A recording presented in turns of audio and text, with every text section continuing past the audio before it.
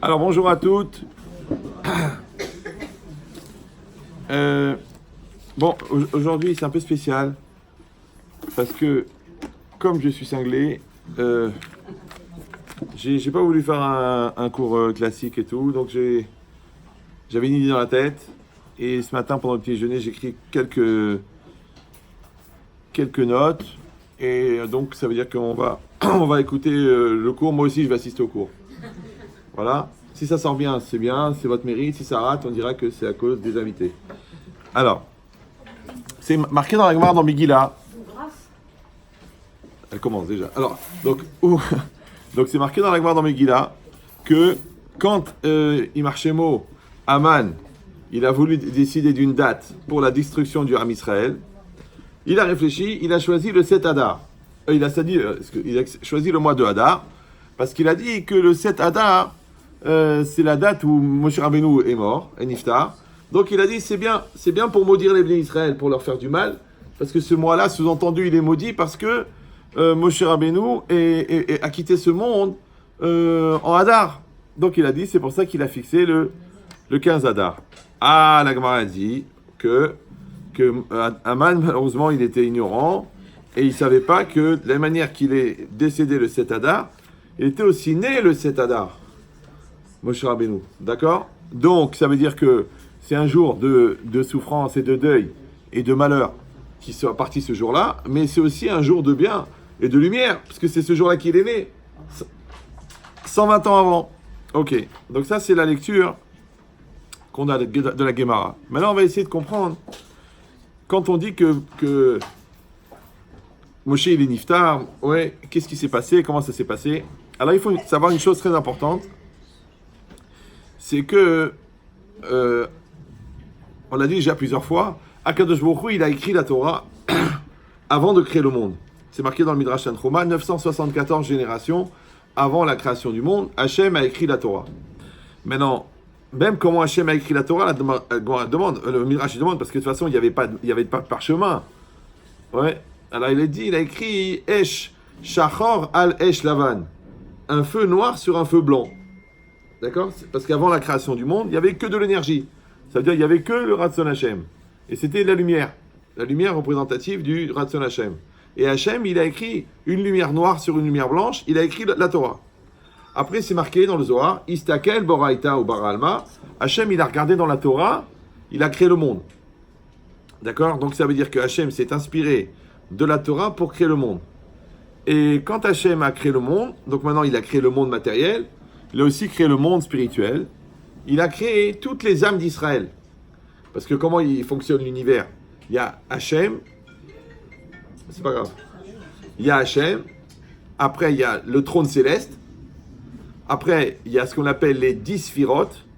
C'est 10 dimensions spirituelles qui sont en fin de compte des espèces de transformateurs de l'énergie divine pour qu'elle soit adaptée à l'utilisation humaine. Et ensuite, il y a les 7 cieux. Et ensuite, il y a l'homme dans le monde. Vous me suivez ou... D'accord. Donc, pour vous donner une image, c'est comme s'il y a une centrale électrique qui produit 40 000 kilowatts d'énergie. On ne peut pas brancher une prise dessus. Donc, après, il y a des transformateurs pour arriver à 220 volts dans la prise. Ben, les 220 volts dans la prise, c'est la réalité dans laquelle on vit tous les jours.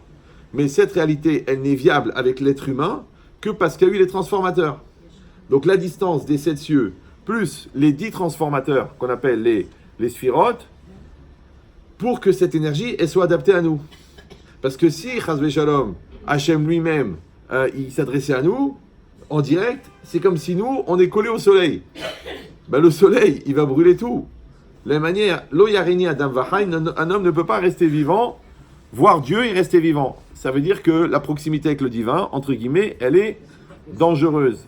C'est pour ça que le moustique intelligent, il est à une certaine distance de l'halogène, et le moustique bête, il est attiré par la lumière, et il se brûle sur l'halogène. D'accord? Donc, laissez l'étude de la Kabbalah pour les gens qui ont étudié une vingtaine d'années, sinon vous allez vous brûler le cerveau.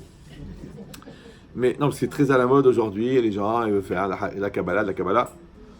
Aucun intérêt. Maintenant, si c'est ça, maintenant on est en train de réfléchir que quand Hachem a créé le monde, il a créé ce qu'on appelle Shoresh Kol Aneshamot Shel Israël, la racine de toutes les âmes d'Israël. Je viens de vous dire que toutes les âmes d'Israël, elles sont en dessous du trône céleste, d'accord, qu'on appelle en hébreu le Kisei HaKavod. Le Kisei HaKavod, c'est quoi le Kisei HaKavod? Le trône de gloire, on traduit en français. En fait, Kisei, c'est un réceptacle, puisqu'on s'assoit sur la chaise, on est sur le trône, d'accord. HaKavod, c'est quoi Kavod? On a expliqué déjà 1 million de fois que Kavod, c'est le respect, ça veut dire, c'est l'espace de réalisation de la volonté. Je traduis. Vous et moi, d'accord? On a une relation de Kavod. Maintenant, vous, dans le rapport de coexistence, vous me donnez à moi une priorité existentielle. Donc moi, je vais exister, donc je vais exprimer ma volonté de Torah devant vous. Maintenant, vous, quand vous me donnez cet espace de parole, d'accord, vous m'écoutez, vous êtes concentré, vous avez soif d'entendre, vous ne me coupez pas la parole, d'accord, donc, excusez-moi, ça m'a échappé, mais, non, je rigole, d'accord, c'est pour vous réveiller. Donc automatiquement, vous me faites le kavod. Donc le kavod, c'est quoi? C'est l'espace que je crée dans lequel la volonté de l'autre peut s'exprimer.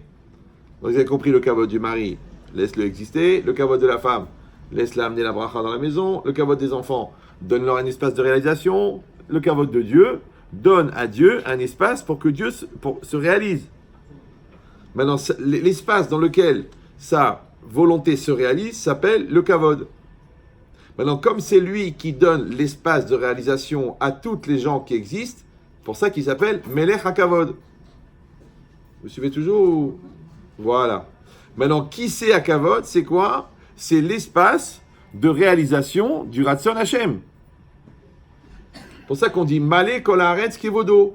Le monde entier est rempli de son kavod. Traduction, le monde entier est rempli de la projection de sa volonté. Maintenant, quand moi je suis mechabed, quand moi je fais kavod, automatiquement je donne à l'autre le droit d'exister. Maintenant, quand je fais kavod à Dieu, je fais rentrer la volonté de Dieu dans ma vie. Si je fais pas kavod à Dieu, je dis Dieu il dit n'importe quoi, le Shabbat c'est des inventions, la Torah c'est des bêtises, donc je repousse le kavod Hashem, donc Hashem ne peut pas intervenir dans ma vie. Et après j'ai dit je sens pas Dieu dans ma vie, il n'y a rien qui marche, j'ai l'impression que l'horizon est bouché, mon enfant me comprend pas, j'arrive pas à trouver la bonne solution, la bonne école, je suis perdu au niveau de la parnassa, mais Hashem il veut t'aider, mais il faut que tu lui donnes un espace. Cet espace, il s'appelle la crainte d'Hachem, s'appelle la soumission, il s'appelle la halacha, il s'appelle la pratique de la religion, il s'appelle la priorité que tu donnes à sa volonté. Maintenant, quand tu lui donnes la place, d'accord, alors il va prendre la place. Ça n'exclut pas que tu as ta place aussi, tu as aussi un rôle à jouer. Enfin, il faut quand même faire la différence entre les 1000 euros que tu as déposés à la banque et les 132 milliards d'euros que la banque, elle possède. Donc ne crois pas que tes 1000 euros, ils vont remettre en cause l'équilibre de la banque. Ça va aller. Ouais. En fait, ils t'ont même pas compté. Ils t'ont pris comme ça pour te faire une tova, mais tu es battel ou mevoutal. Ouais. De la même manière, devant Akadosh Baruch Hu, qu'est-ce qu'on est, nous? Ouais. On est le concept éphémère d'une masse non définie de particules élémentaires, non organisées, ouais, et inintéressantes. Ce qu'on appelle en anglais Reah. J'essaye de bien prononcer. D'accord? Mais quand même, Hachem, il s'intéresse à nous. Et quand même, il me trouve une place pour me garer, pour venir au cours. Et quand même, il envoie l'inspiration au Rav qui est très fatigué. Et quand même, il me trouve la patience de supporter mon mari, ma femme. Tu vois, malgré que je suis insignifiant, quand même, pour lui, je signifie. Pourquoi? Parce que lui, il signifie pour moi. C'est ça le miroir. Quand lui, il signifie pour moi, moi, je suis signifiant pour lui. Ça va? Voilà. Maintenant, si c'est ça, donc on a dit que toutes les racines des Neshamot d'Israël, elles sont en dessous du Kisei HaKavod. On a dit que le Kisei HaKavod, ça représente l'espace de réalisation du Kavod Hashem, de la gloire d'Hashem, donc de la volonté d'Hashem. C'est bon? C'est comme par exemple, pour vous dire, à Mavdil ben Kodesh Lechol, c'est comme si en Inde, d'accord, à l'époque de l'Empire britannique, le colonel, le gouverneur de, je sais pas moi, de la province de New Delhi, représentait la gloire de l'Empire britannique. J'ai dit, mais l'Empire britannique, il n'est pas là. Big Ben, il a 20 000, j'arrive, il a 20 000 kilomètres, d'accord? Donc, ça veut rien dire. Oui. Donc, tu dis, l'Empire britannique, l'Angleterre n'est pas là, mais la gloire de l'Angleterre est là. Bon, aujourd'hui, c'est un peu compliqué parce que tout le monde s'en fiche de la gloire. Ouais. Mais la logique, c'est ça. C'est que la gloire, encore une fois, c'est le kavod. Le kavod, c'est l'espace. Donc, l'autorité britannique, maintenant, le respect de l'Empire britannique, il est là. Ben, de la même manière, toi, tu peux être, je sais pas moi, en Mauritanie, d'accord, et ouvrir une petite synagogue pour les 10 juifs qui sont là dans une mission de business, et amener la gloire d'Hachem dans cet endroit perdu du fond de la Mauritanie. Ça s'appelle la Shekhinah. Tu amènes la Shekhinah dans la petite synagogue improvisée que tu as fait là-bas, à 124 km de la capitale de la Mauritanie. Ça va? Et alors tout ce monde que la Mauritanie, c'est vraiment l'endroit où tu as envie de mourir parce que c'est une tannée de vivre. Ça s'appelle la Mauritanie. D'accord, ouais. Mais quand même, tu as réussi à faire ça. Donc ça veut dire que Hachem, il est là où il est, mais son kavod, il est partout. C'est pour ça qu'on dit Baruch Hachem Mimekomo. Ouais. De son endroit, de là où il est. Baruch Hachem Mimekomo. D'accord? Alors si c'est ça maintenant, qu'est-ce qui est marqué ici? Ici est marqué que, donc, il y a le Kisei Kavod, en dessous, il y a la racine de toutes les âmes d'Israël. Ok. Maintenant, nous, on sait que chacun d'entre nous, il a sa neshama à l'intérieur de son corps, et ensuite, cette neshama, elle part comme un fil transparent, et dans le sens inverse, elle traverse les 7 cieux, elle traverse les 10 sphirotes, les 10 dimensions spirituelles, et elle revient à la racine de la neshama qui est en dessous du Kisei Kavod. Vous me suivez ou non? Donc, dans un sens, Hachem, il va exprimer sa volonté, qui va partir du Kisei Kavod, et qui va passer par les sphirotes, et qui va passer par les 7 cieux, et qui va arriver dans le monde. D'accord? Mais étant donné que les neshamot d'Israël, elles sont en dessous la racine, elles sont en dessous le Kisei Kavod, donc la volonté d'Hachem, elle va aussi passer par la racine des neshamot d'Israël. Donc elle va passer aussi par les neshamot d'Israël. Donc elle va arriver jusqu'ici, et moi, en tant qu'homme, toi en tant que femme, quand on est en tant que béné Israël, on peut devenir les représentants de la volonté d'Hachem qui va être transmise par ma neshama. Maintenant c'est très intéressant qu'il y a des gens qui ont vécu il y a 3000 ans, et le fil de leur neshama, il remontait à la racine des neshamot. Mais nous, ouais, le monde il a été créé il y a 5700 années, et il y a encore un fil qui relie notre personne avec la racine de la neshama. Ça va toujours? Super. Non, encore une fois, c'est un petit peu abstrait, mais après, quand vous allez voir l'image d'ensemble, vous allez dire, mais attends, mais c'est pas possible. Ça valait la peine de vivre un jour de plus. D'accord? Donc, non, parce qu'il y a des gens qui espèrent ne pas mourir avant les soldes, mais bon... De toute façon, la jupe, c'est pas leur taille. Bon, ils espèrent maigrir, mais... D'accord, c'est dommage d'avoir attendu les soldes pour acheter un 38 alors que tu sais que tu fais un 46. C'est une marque. Ça s'appelle Akbal. Akbal le 38. D'accord? Donc, si c'est ça, maintenant, qu'est-ce qui se passe? Chaque Ben Israël, il a une neshama. Donc, chaque Israël, il est relié à Akadosh Baruch Hu par sa neshama. Super. Maintenant, si vous avez ça dans la tête, alors... On dit que Moshe Rabbeinu, il est, comme ça c'est marqué dans les Sfarim, il est Bechinat Da'at. D'accord? Ça veut dire il représente et il est le concept, le principe de Da'at. C'est quoi le Da'at? Alors il y a plusieurs lectures. Da'at, ça veut dire savoir, la Da'at. Da'at, ça veut dire la conscience. Da'at, ça veut dire la maturité. Ben Da'at, quelqu'un qui est Ben Da'at, Bar Da'at, c'est quelqu'un qui a de la maturité. Ok. Maintenant, quand on dit que Moshe, il est Prinat Da'at, ça veut dire quoi? Ça veut dire que lui, il contient ça. Maintenant, quel a été un des rôles de Moshe Rabbeinu? Parce que lui aussi, c'était un rôle. C'est pas grave. D'accord. C'est qu'il était le lien entre les bénis Israël et Hachem. Parce que Hachem, il est trop spirituel pour les béné Israël, d'accord? Et les béné Israël sont trop matériels pour Hachem. Donc qu'est-ce qu'il a fait Hachem? Il a créé ce qu'on appelle un transformateur.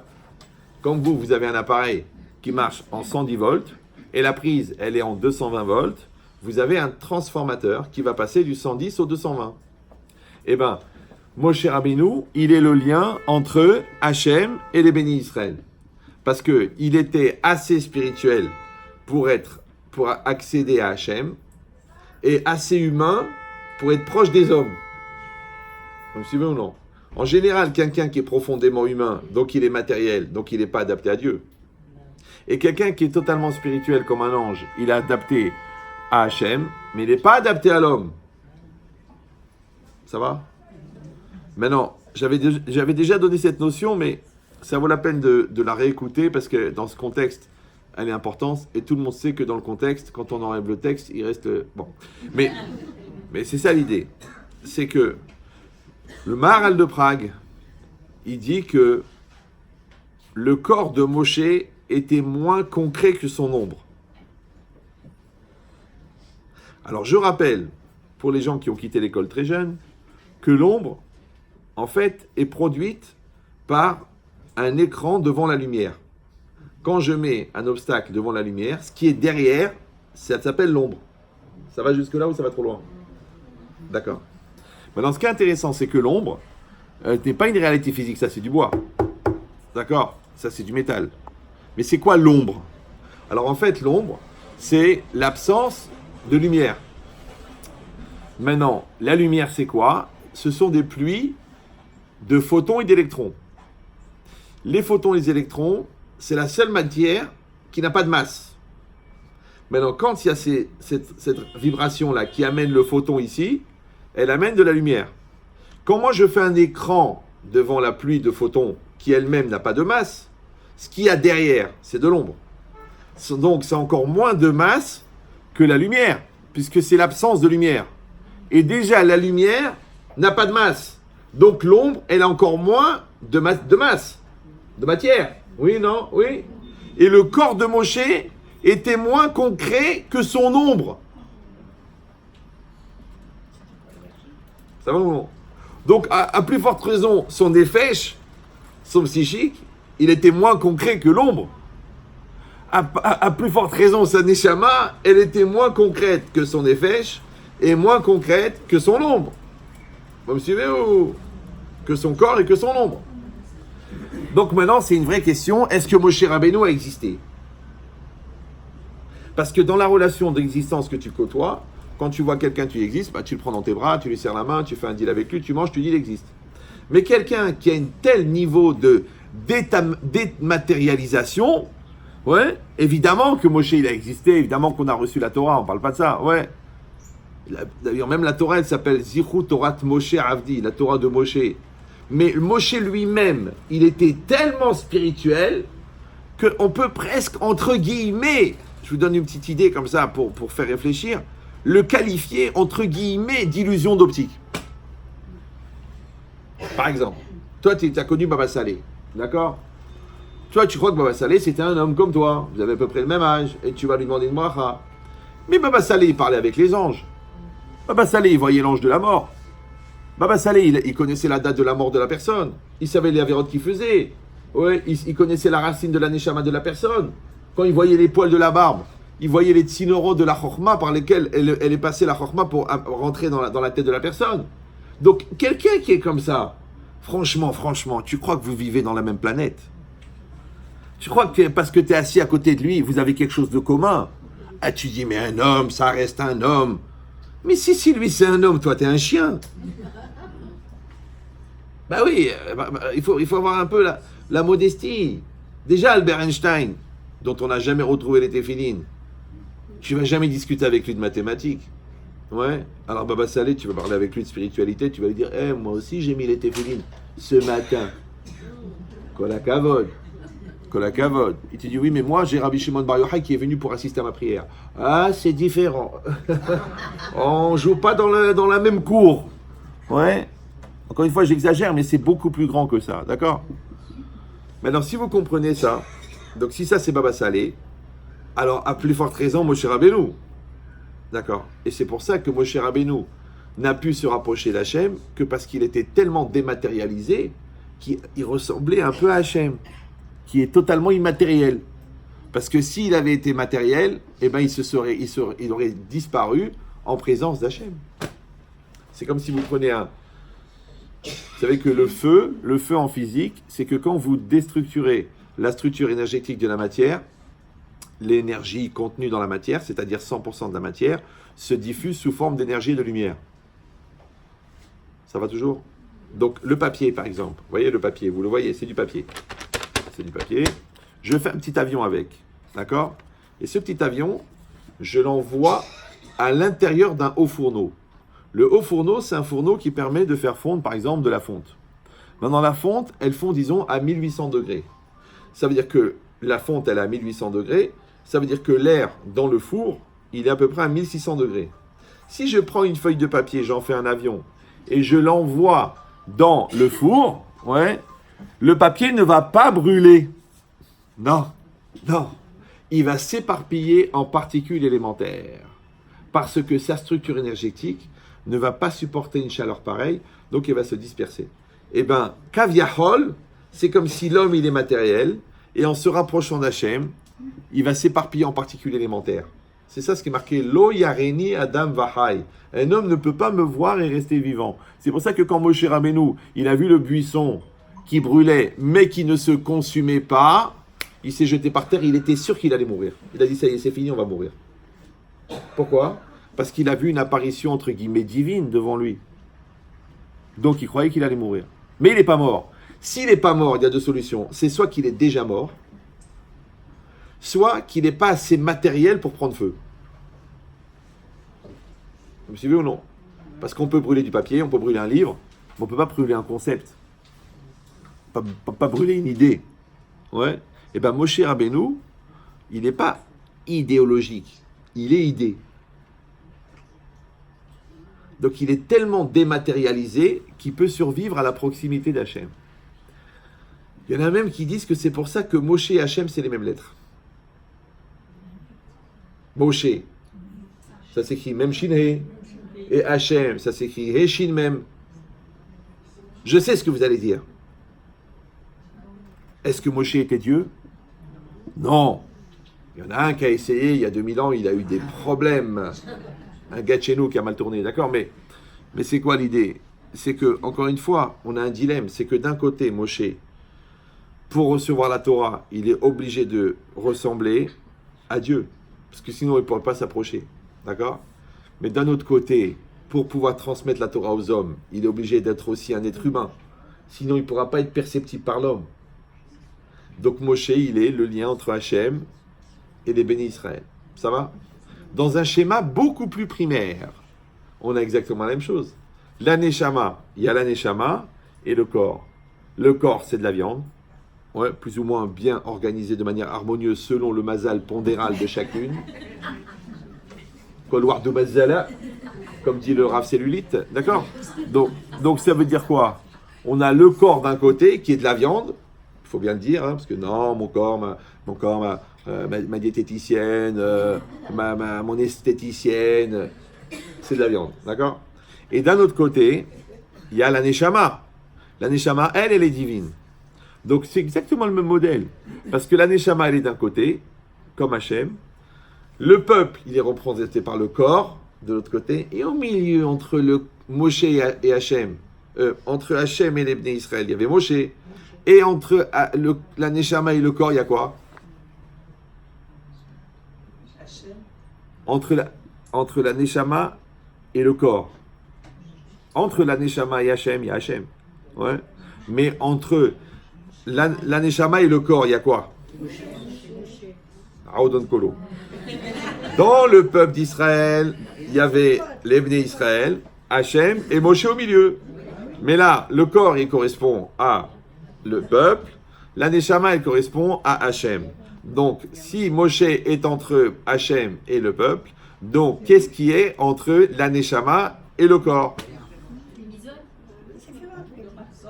C'est intéressant pour des gens qui écoutent mes cours depuis des années, vraiment. C'est dommage que je ne suis pas mort hier. Mais ce que je veux dire... Mais il y a le date. Bah bien sûr, bienvenue au club. En plus, depuis tout à l'heure, je suis en train d'expliquer c'est quoi date. Donc il faudrait bien que... C'est incroyable parce que les grossesses multiples peuvent réveiller chez vous. D'accord. Mais c'est quoi l'idée? Là, il paraît que chaque grossesse enlève un peu du mental. Maintenant, quand il y a des trous dans le mental, ce qu'on appelle les mentales... Non, mais c'est rien, c'est... Bien sûr que c'est faux, mais ça va épicer un petit peu la relation. Comme ça, vous dites, mais il m'énerve. Donc, vous allez mieux chercher pour trouver la faille. Comme ça, à la fin du cours, vous allez venir, c'est pas normal de parler comme ça, mais entre-temps, vous avez bien écouté pour chercher la faille. Et moi, j'ai gagné, que vous écoutez. Alors que si vous dites, bon, ça y est, il nous fait un cours de Hassidut, on va dormir 1h15.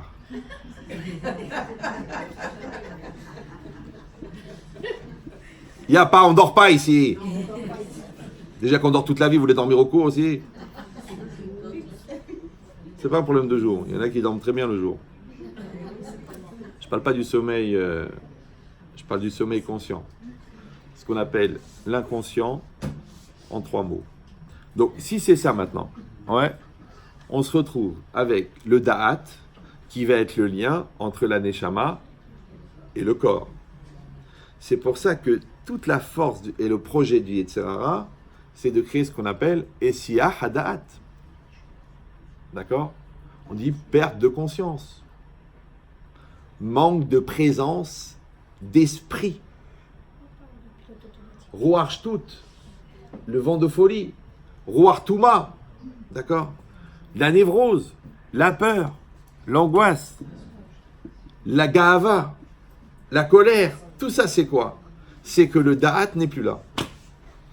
Pourquoi on dit En merasim le adam beshat ka'aso? Pourquoi on dit c'est pas essayer de calmer quelqu'un qui est en pleine colère?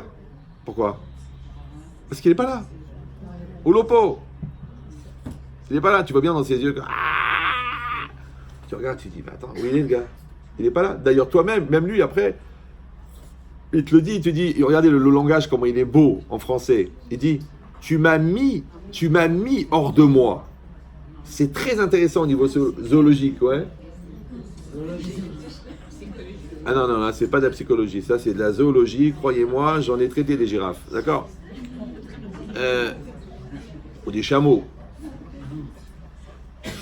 Mais quand tu es hors de toi, c'est très intéressant. Quand tu es en toi, je sais où tu es. Mais quand tu es hors de toi, tu es où? Comment vous parlez à quelqu'un qui est hors de lui?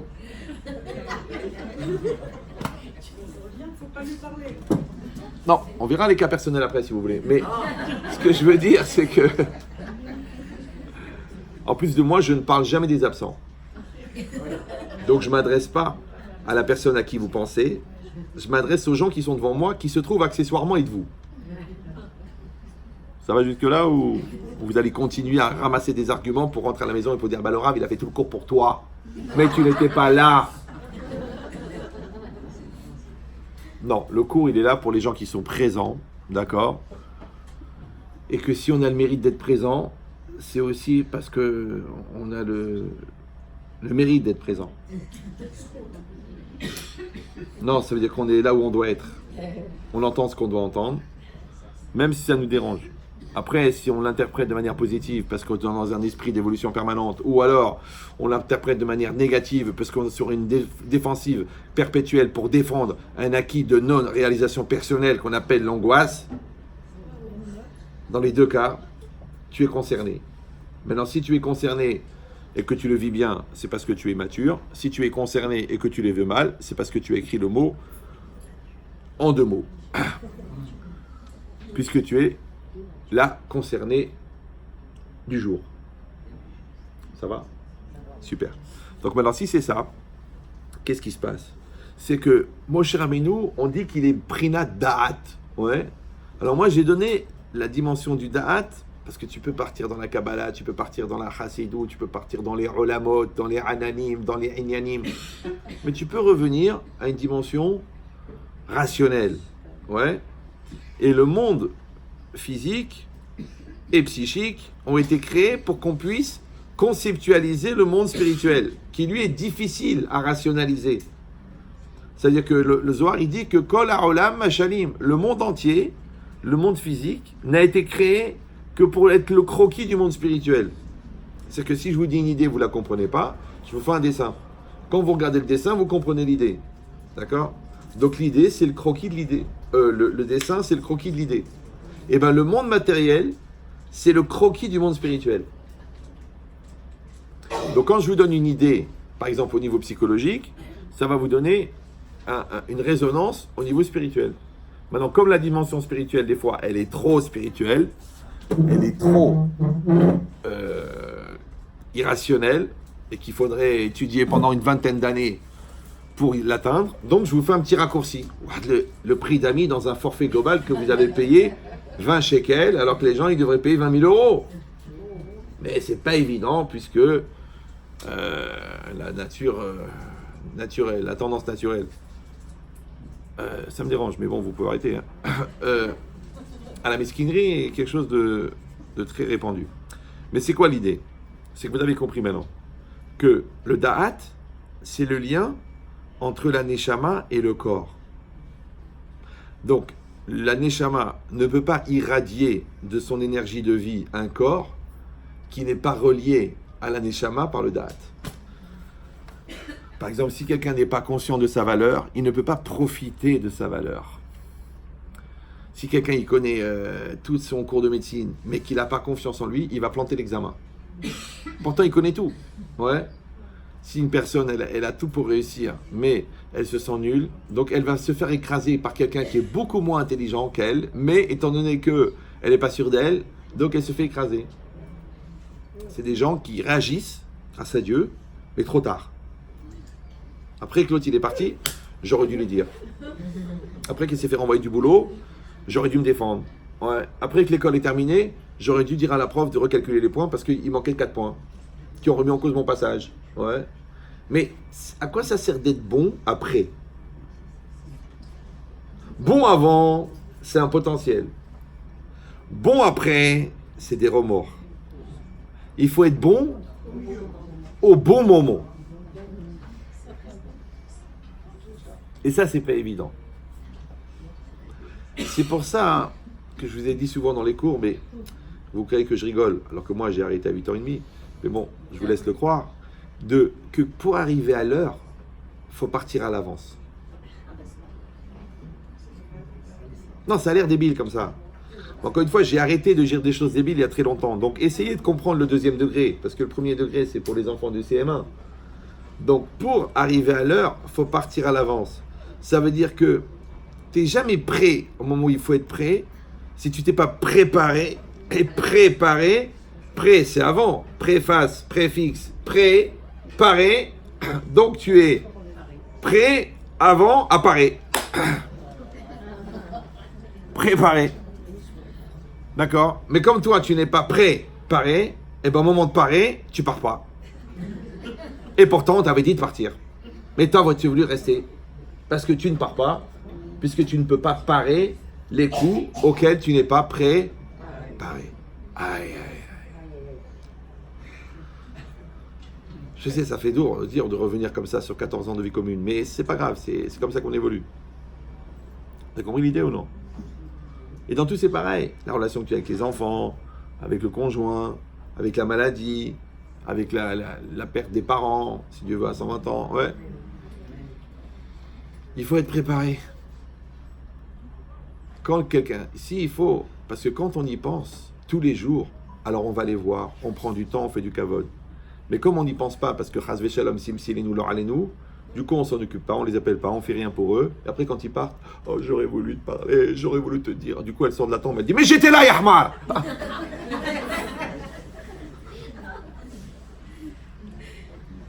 C'est une image. Oh. Mais pas tellement une image, puisque vous voyez des gens des fois pendant des mois et des mois après ils font des cauchemars. Et l'autre elle vient, elle râle. C'est bizarre. Je connais une dame, elle a perdu son mari il y a des années. Tous les soirs, il vient en rêve. Tous les soirs. Ben, ils étaient tellement proches que il n'arrive pas à la quitter. Et comme c'était un gars qui était assez... Et elle...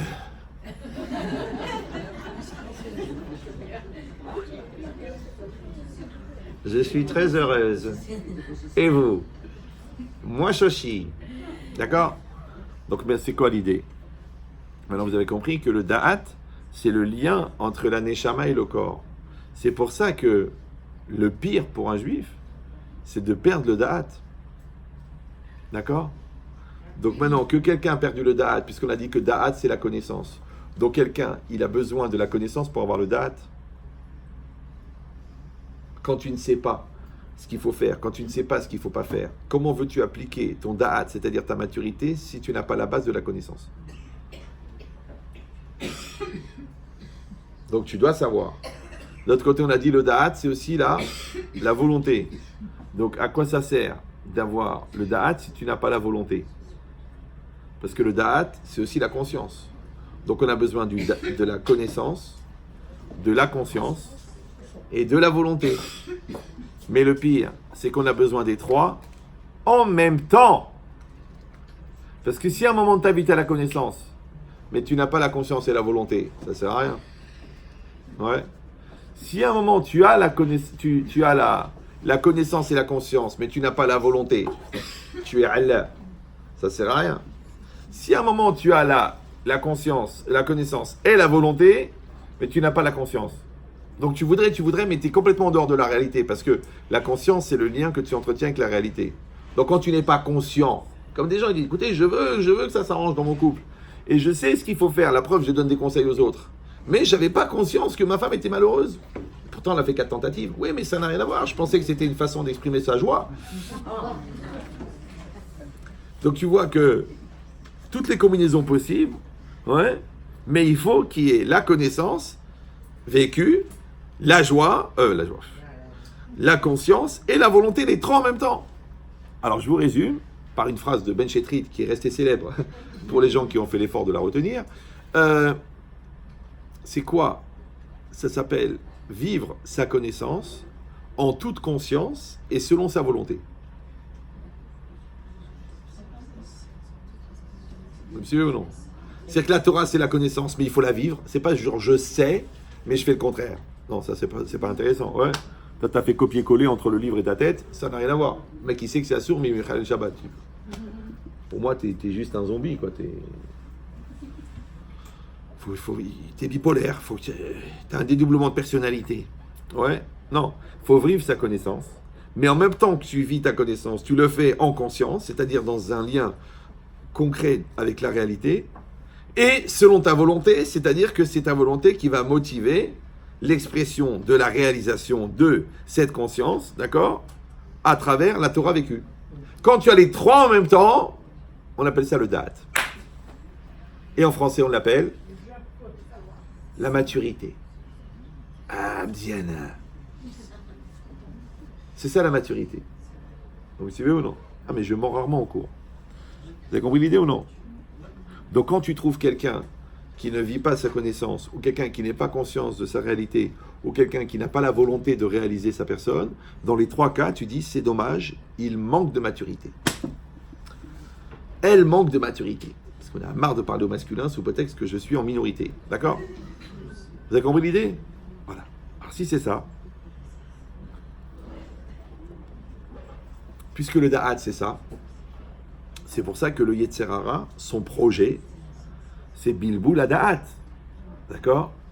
C'est de dérégler mon cerveau, de m'empêcher de prendre conscience, de m'empêcher d'étudier la Torah qui me donne la connaissance, de m'empêcher d'avoir la volonté positive, parce que je vais avoir la mauvaise volonté, ça pour ça, je ne fais pas d'effort pour être mshun, mais pour avoir une volonté positive, c'est dur, parce qu'il faut maîtriser son Yetzer Hara. Alors que pour avoir la mauvaise volonté, il suffit de se laisser aller. C'est comme pour être idiot, soit naturel. Mais être intelligent, ça demande un effort. Dire n'importe quoi, c'est facile. Ouais. Mais dire un truc intelligent, c'est dur. Dire ce qu'on ressent, c'est dur. Mais réagir à quelque chose qui nous dérange, c'est facile. C'est un réflexe. Tu tapes sur le genou, il se lève. Tu crois que le nerf, il réfléchit? Je le fais ou je le fais pas? Non, c'est un réflexe. Ouais. Donc quand toi, tu es en réaction, ça veut dire qu'il y a quelqu'un en action qui est maître de ton action. Et en te faisant réagir, c'est lui qui décide quand est-ce que tu agis. Donc toi, tu n'es pas maître de ton action puisque tu es en réaction. Donc tu ne dois jamais dire « je m'énerve parce que tu m'énerves ».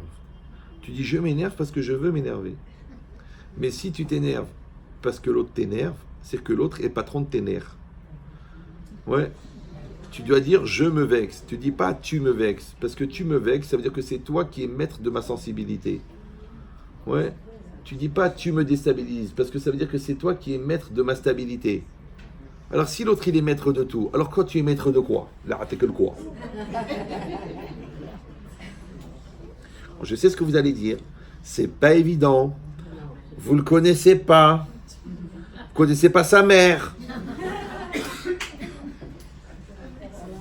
Je comprends. Mais rappelez-vous que quand on verra les cas personnels, mais rappelez-vous que quand on a voulu condamner les gardiens des camps, on a voulu condamner les gens qui ont fusillé des millions de personnes, qu'est-ce qu'ils ont répondu? Nous n'avons fait que obéir aux ordres. Genre, allez vous attaquer aux gens qui donnent les ordres. Parce que nous, on n'a fait que obéir aux ordres. Mais au lieu de tirer 6000 balles dans la tête de pauvres juifs des ghettos, tu pouvais en tirer une seule, ici. Et la question était réglée. Donc pourquoi tu as choisi d'obéir aux ordres? Maintenant, de vous à moi, sans aucune exagération néfaste et anxiogène, quelle différence entre ce nazi-là, qui va obéir aux ordres, et toi, qui obéis aux ordres de ton Yetzirah? Ouais, il y a moins de morts, parce qu'il n'y a que toi qui meurs. Mais c'est aussi une forme de naze. D'ailleurs, on le dit, tu es naze. Naze, petit naze, nazi, petit nazi, nazillon. Club de Brel, parti nazi. C'est des gens qui ont choisi d'être les chiens de leur maître. Et leur maître, c'est l'Yetzirah. C'est pour ça qu'ils ont été obligés de créer des systèmes pour rassembler les gens qui obéissent à leur Yetzirah, ce qu'on appelle des clubs méditerranéens. Ils ont même des dresseurs, ça s'appelle des JO. Et toi, tu dis non. Moi, je ne veux pas obéir à mon Yetzirah et je ne veux pas réagir à tes mauvaises midotes et je ne vais pas faire la surenchère de ta recherche de polémique et je ne veux pas être le terrain d'application de tes névroses. Je ne veux pas. Je suis vivante, je suis bien, je suis heureuse, je suis avec Hachem, je vais bien. I am cool. Je vais très bien. Maintenant, tu veux gesticuler, t'énerver, t'exciter, m'attaquer pour qu'à la fin, on ne sache plus qui c'est qui a commencé. Mais tu nous prends pour le conflit israélo-palestinien ou quoi? Moi, je suis bien, je vais bien. Moi, je t'aime. Tu es mon mari, tu es le père de mes enfants. Je suis bien avec toi.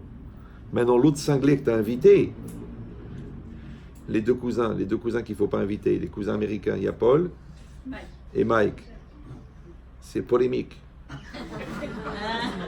Dès que tu vois que Paul et Mike qui sont rentrés dans la discussion, tu dis stop. S'il te plaît là, tu n'es pas toi-même, c'est pas ce que tu veux dire. Je sais très bien que là tu es en train de pourrir la situation et tu le sais. Après tu pourras toujours dire ça m'est échappé, c'est toi qui m'as poussé à bout, mais c'est Paul et Mike. Les Paul et Mike n'ont pas le visa d'entrée aux États-Unis. Parce que nous sommes unis, c'est pour ça qu'on est dans cet état. Vous me suivez ou non?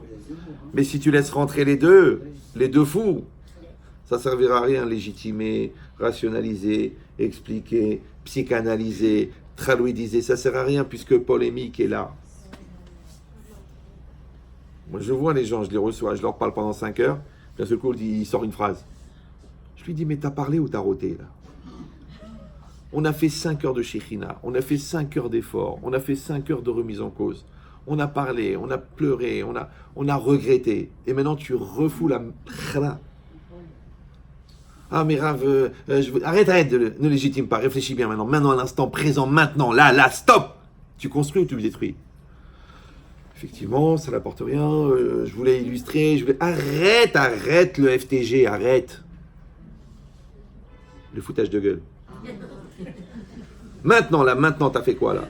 Il dit, c'est vrai que j'ai pas réfléchi, et c'est vrai que le Satan a pris ma bouche, et c'est vrai que j'ai dit une chose qu'il fallait pas dire parce que j'ai pas construit, j'ai détruit.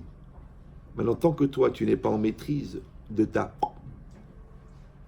Fais cette mitzvah, ferme-la. Tu dis, j'ai des choses à dire. Ferme-la. D'abord ta mauvaise haleine. Et la mauvaise haleine, c'est quoi? C'est simplement la dégénérescence des bactéries contenues dans la bouche. Il y en a plus de 40 différentes. Du fait que tu ne te laves pas souvent les dents. Maintenant, si tu te laves les idées, si tu te laves les midotes, si tu te laves les comportements, tu n'as pas mauvaise haleine. Mais si tu dis j'ai raison, j'ai rien à dire, j'ai rien à faire, c'est moi, tu vois avec la bouche fermée, l'homme chen. Mais après, quand il ouvre, tu dis il y a un cadavre de chat dedans, c'est pas possible. C'est pas possible. Ça, c'est le baiser du matin, ça s'appelle Messirut Nefesh. Embrasse-moi. Tu dis non.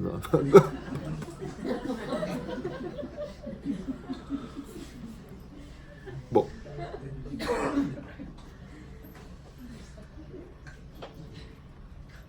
Donc si vous avez compris qu'est-ce que c'est le da'at, donc vous avez compris pourquoi il est interdit de perdre conscience. C'est pour ça que vous avez compris qu'il est interdit d'être irresponsable. Pour ça qu'il est interdit de ne pas réfléchir avant. Pour ça qu'il est interdit d'être dans les nerfs et dans la colère et dans la perte de contrôle. Parce que tu dois être dans la perte de contrôle parce que tu es en colère, ou que tu sois dans la perte de contrôle parce que tu es en victime, ouais, parce que tu es troublé, parce que tu pleures, et parce que tu as trop souffert, mais tu es en perte de contrôle. Tu pleures un bon coup, tu écris ta douleur sur un papier, et après avec la tête froide, tu dis je reste ou je pars. Ouais, je construis ou je détruis, je me préserve ou je m'investis, mais avec la tête froide. Mais si tu es dans la crise ne peut rien produire de bon. Tu dis oui, mais vous savez, c'est très très dur. Le Maharal de Prague, il dit que Bechia, Zebitou la Nefesh. Le pleur, c'est l'annulation du Nefesh. Ce qu'on appelle en français le bouleversement. Mais comme dans le Nefesh, il y a le positif et le négatif, quand tu es bouleversé, tu ne détruis pas seulement le négatif, parce qu'il faut qu'il sorte. C'est pour ça qu'on a besoin de pleurer quand on a mal. Mais tu détruis aussi le positif, parce qu'au moment où tu es en train de pleurer, tu ne réfléchis plus. Donc il faut calculer le dosage nécessaire de pleurs pour expulser ta négation, et ensuite le pleur qui va servir à légitimer le fait que tu vas maintenir l'autre en tant que bourreau et toi en tant que victime pour éviter de te prendre en charge et d'évoluer. Et ça, il n'y a que toi qui peux le savoir. Je dis, ça s'appelle le FTG. Combien tu te fous de toi-même? Parce qu'encore une fois, tout le monde a besoin de pleurer. Quand quelqu'un prend une baffe, il ne va pas dire j'ai pas mal. J'ai mal. Allez, vas-y, j'ai mal 20 minutes. Allez, c'est un gros traumatisme. J'ai mal 2 mois. Mais on passe à autre chose. Non. Et tu te mets à crier comme ça, comme un oiseau. Non, rien de... Un petit oiseau. On appelle un piaf. Edith pour les intimes. D'accord? Je sais qu'il y en a qu'un dans le monde et on n'a pas retrouvé le moule. Alors, donc qu'est-ce qui est marqué ici? Ici, c'est marqué que le da'at, donc c'est la chose la plus importante pour une personne. Parce que le corps, on peut te faire une greffe d'un bras. La neshama, de toute façon, c'est pas toi qui décides quand elle va partir. Mais le da'at, c'est toi qui le construis, c'est toi qui le développe, c'est toi qui le maintiens, c'est toi qui le maîtrise. Alors, c'est toi qui le remplace, c'est toi qui l'éteins, c'est toi qui l'annule, c'est toi qui l'écarte, c'est toi qui l'esquive, c'est toi qui décides. C'est pour ça que les Chachamim, ils ont dit un langage très très violent. Ils ont dit En aniut ke aniut da'at. Il n'y a pas une plus grande pauvreté que la pauvreté du da'at. Pourquoi? Parce que celui qui a le da'at, il a tout. Mais celui qui n'a pas le da'at, il n'a rien. Des fois, les gens ils disent, voilà, on va faire un shidour et tout ça. Bon, maintenant le garçon, il est bachour, il va être collé le man. Il dit, mais j'ai peur pour l'avenir, parce que vous savez, moi, je suis une fille qui a des besoins, et moi, je me vois pas en train d'avoir un Shabbat avec une challah, une boîte de thon. Et... Je dis, mais il n'a pas de diplôme, il n'a pas de métier. Je dis, madame, est-ce qu'il est intelligent? Elle me dit oui. Est-ce qu'il est débrouillard? Et il me dit oui. Alors n'ayez pas peur. Il y a des gens qui sont médecins et qui sont au chômage pendant 8 ans. Il y a des gens qui n'ont rien devant eux et qui finissent de payer leur maison après 4 ans. Je dis, mais je comprends pas comment il a fait le mec. Il est débrouillard. Il est débrouillard. Débrouillard, ça veut dire il sait fonctionner dans la réalité. Alors que l'autre, il est perdu. Il a son diplôme de docteur, son père lui a payé le cabinet, ils ont mis la plaque, et lui, chaque client qui rentre, il dit, écoutez, j'ai très peur de me tromper, je préfère que vous ayez chez un collègue, je suis chirurgien, mais je ne supporte pas la vue du sang. Mais il fallait être chouchette. D'accord. Ça va? Il y a de l'activité, là, d'accord. C'est instant, bon. Donc, c'est quoi ici? Ici, c'est marqué que le da'at, vous avez compris, c'est ça qui crée le lien entre la neshama et le corps. Maintenant, la maladie, c'est aussi un problème de da'at. Parce que la vie, elle vient de la neshama. Donc, quand moi, je vais diffuser l'énergie de la neshama, qu'on appelle la vie, par la tuyauterie du da'at, dans le corps. Maintenant, quand je suis mal dans mon da'at, donc l'énergie de l'âme ne vient pas dans le corps, et le symptôme de l'absence de l'énergie de l'âme dans le corps s'appelle la maladie. C'est pour ça que la maladie la plus dangereuse, c'est la prise de tête. Quand tu te prends la tête, ouais, tu te stresses, tu t'angoisses, tu te demandes ce qui va t'arriver, tu as peur, tu es anxiogène, eh ben, tu vas avoir maladie de Crohn, tu vas avoir des maux à l'estomac, tu vas avoir des problèmes de peau, parce que c'est l'écran liquide, d'accord? Ouais. Tu vas avoir des problèmes de reins, parce que tu es trop stressé, tu vas avoir des problèmes d'estomac, parce que tu es angoissé, tu vas avoir des problèmes de circulation, parce que tu n'arrives pas à circuler dans le monde, t'es mal, ouais. Tu as des problèmes de gras et de sucre, parce que tu compenses dans le sucre ce que tu n'arrives pas à obtenir dans la vie. Mais tout ça, c'est quoi? C'est dans la tête. La preuve, c'est que la personne a dit, écoutez, moi j'adore manger, j'adore manger, j'adore manger, j'adore manger. J'adore manger. Mais quand on reçoit les résultats sanguins et qu'on lui dit, écoutez, là maintenant c'est fini, on attaque la dialyse, le cholestérol, il est tellement épais qu'on se demande qui vous a cholestérol. Et bien d'un seul coup, tac, tu dis, ah non, enlevez-moi le sucre, plus de gâteau, c'est fini, allez, on arrête ça, on arrête lui, on arrête le... Je ne comprends pas. Tu t'es empiffré, tu t'es embaffé, tu t'es enchrabé, tu t'es encellulété, et d'un seul coup, trac, les résultats sanguins, ils t'ont fait réfléchir maintenant. Ah, j'aime la vie, ah, c'est dégueulasse, mais ça m'écoeure de te voir manger tous ces bonbons, mais tu tapais des tablettes entières. Tu as oublié, là? Tu finissais les Candy Planet l'un après l'autre.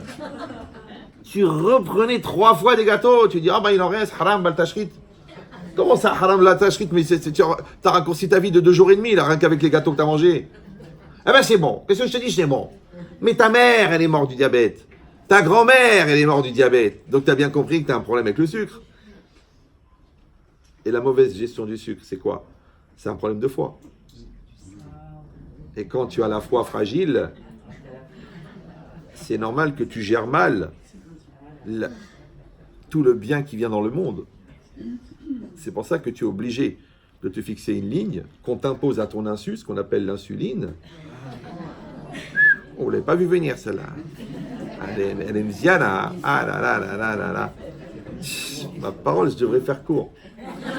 Donc, ça veut dire quoi? Non, ça, c'est le bon Dieu qui envoie les blagues, la vérité. Je ne les prépare pas, celle-là. Bon, celle-là, je l'avais déjà dite, mais l'intérêt, c'est pas de connaître une bonne blague, c'est qu'elle vient au bon moment. Parce que si après le cours...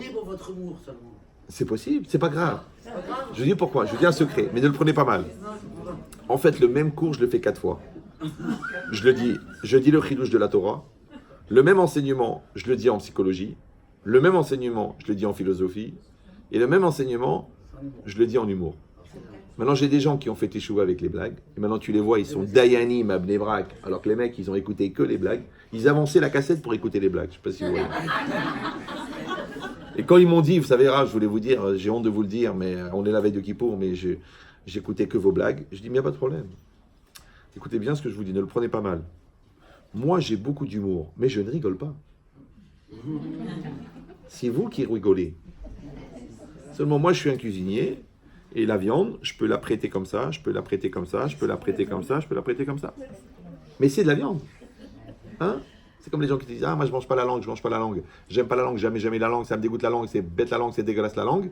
Tu lui fais des boulettes, il les mange. Tu dis alors comment c'était? C'est bon, c'est quoi? C'est de l'agneau? C'était de la langue. Tu dis, c'est pas possible. Tu m'as fait manger de la langue, bien sûr.